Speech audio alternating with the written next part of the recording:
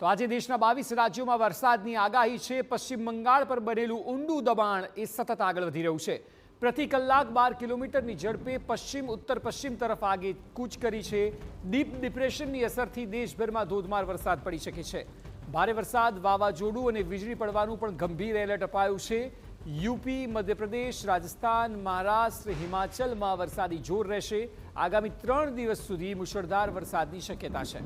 તો ગુજરાત અને મહારાષ્ટ્ર સહિત દેશના અનેક ભાગોમાં વરસાદી માહોલ રહેશે। સાથે દિલ્હી, મુંબઈ, લખનઉ, પટના, જયપુર, ભોપાલ, ચંદીગઢ જેવા 7 મોટા શહેરોમાં 40થી 60 કિલોમીટર પ્રતિ કલાકની ઝડપે પવન ફૂંકાવાની શક્યતા વ્યક્ત કરવામાં આવી છે।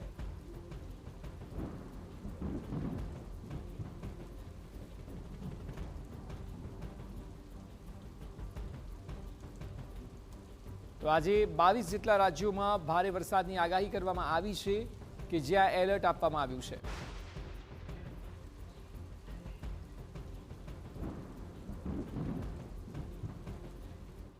તો દેશના કયા કયા રાજ્યોમાં આજે ભારે વરસાદનું એલર્ટ આપવામાં આવ્યું છે? જો તેની વાત કરવામાં આવે કે જ્યાં ધોધમાર વરસાદની આગાહી છે તે તમામ રાજ્યોને હવે ગ્રાફિકલી આપણે બતાવીશું।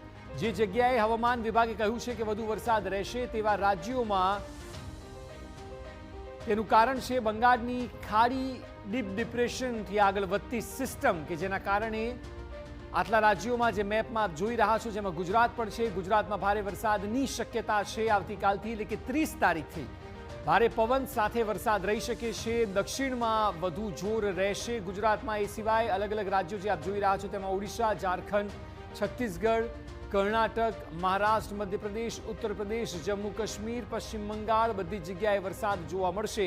ખાસ કરીને વરસાદ ગુજરાતમાં દક્ષિણ ભાગમાં સાંબેલાધાર વરસે આવતીકાલથી તેવી પૂરેપૂરી શક્યતા છે જે હવામાન વિભાગે વ્યક્ત કરી છે। એટલે આ તમામ રાજ્યો દેશના કે જ્યાં ધોધમાર વરસાદ વરસશે। ડીપ ડિપ્રેશનથી જે સિસ્ટમ આગળ વધી રહી છે તેને લીધે આ તમામ રાજ્યોમાં ધોધમાર વરસાદની આગાહી કરવામાં આવી છે। ગુજરાતમાં ક્યાં ક્યાં વરસાદ પડશે તે આગળ આપણે બતાવીશું, પરંતુ દેશભરમાં સ્થિતિ આ છે કે લગભગ 22 જેટલા રાજ્યોમાં એલર્ટ આપવામાં આવ્યું છે।